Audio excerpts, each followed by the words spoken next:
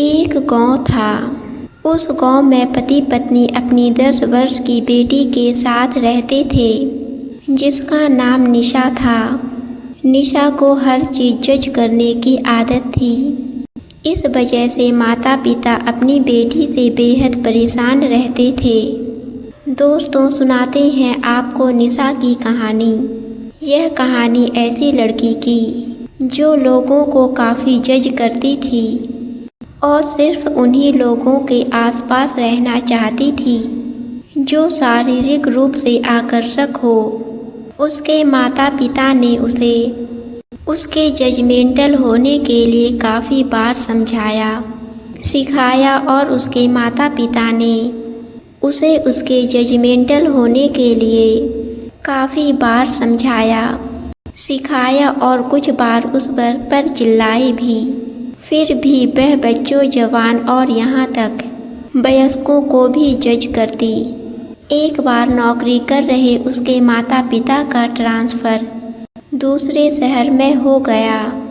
उन्होंने घर ढूंढना शुरू कर दिया। कुछ घर देखने के बाद माँ के मन में एक अद्भुत विचार आया। उन्होंने 2 घरों को फाइनल किया और आखिरी निर्णय लेने के लिए अपनी बेटी को कहा। वे उसे एक के बाद एक दोनों घरों को देखने के लिए लेकर गए। एक घर को खूबसूरती से सजाया गया था और वह बाहर से आकर्षक और सुंदर दिखता था। दूसरा उतना अच्छा नहीं था और साधारण सफ़ेद पेंट और लकड़ी की गेट की संरचना के साथ साधारण दिखता था। हालांकि जब लड़की को बाहर से सुंदर दिख रहे घर के अंदर ले जाया गया तो माहौल बिल्कुल अलग था। बड़ा सुंदर घर अंदर से बर्बाद दिखता था। उसका कंस्ट्रक्शन काफ़ी पुराना लग रहा था।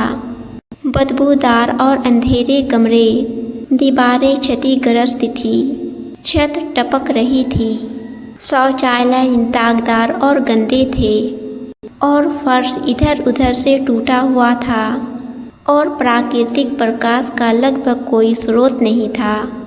इसके अलावा घर में 4 कमरों में केवल एक शौचालय था। दीवार के अंदर कोई अलमारियां नहीं लगी थी। ड्राइंग रूम बहुत बड़ा था और कमरे छोटे थे।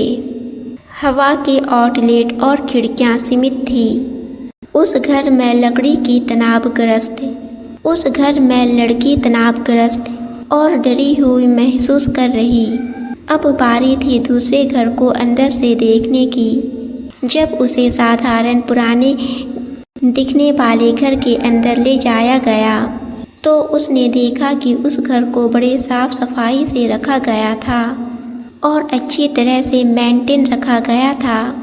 अच्छी लकड़ी के फर्श, डिजाइनर मैट पेंटिंग, फर्नीचर, खुशबू, साफ शौचालय, अच्छी बिजली और कांच के शोपीस के साथ कोई भी मंत्रमुग्ध हो जाए ऐसी घर की सुंदरता थी। घर में प्रत्येक कमरे के लिए संलग्न शौचालय थे।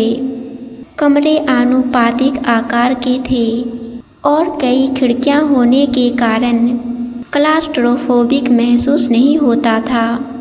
माँ ने पूछा, तो बेटा कौन सा घर अच्छा है, आप कौन सा चुनोगी?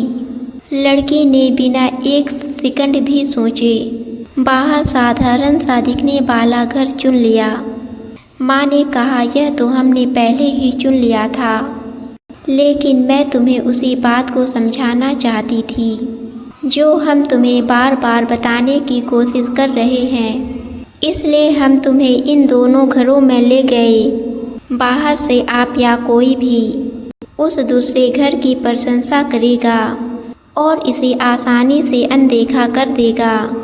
हालांकि जब किसी को वास्तव में वर्षों तक घर में रहना पड़ता है तो वे अंदर जाते हैं, सब कुछ देखते हैं और बात दिखावट अब ज़्यादा मायने नहीं रखती। दरअसल तुमने भी अपने आराम को देखकर और अंदर की हकीकत जानने के बाद बेहतर दिखने वाले घर को ठुकरा दिया था। वह स्थान जहाँ तुम वर्षों तक रहोगी। इसी तरह हमारी इंद्रियाँ दुनिया के साथ बातचीत करती है। हम अच्छी दिखने वाली चीज़ों और लोगों से मंत्रमुग्ध महसूस करते हैं। वे हमारी इंद्रियों को आकर्षित करते हैं। हालांकि इंद्रियों की उत्तेजना हमारा जीवन नहीं है। हमें सही विकल्प चुनने के लिए गहराई से देखना पड़ता है। यदि हम सुंदरता के पीछे पड़ रहे हैं और दिखावे के आधार पर किसी का मूल्यांकन कर रहे हैं, तो यह स्पष्ट रूप से हमारा गलत निर्णय है, जो लंबे समय में हमारे लिए नुकसान का कारण बन सकता है। लोगों को आंकने से पहले उनकी गहराई को समझें, नहीं तो लंबे समय में आपको निराशा या पछतावा ही मिलेगा। दोस्तों, आपको कहानी पसंद आई तो हमारे चैनल को सब्सक्राइब और वीडियो को लाइक ज़रूर कीजिए।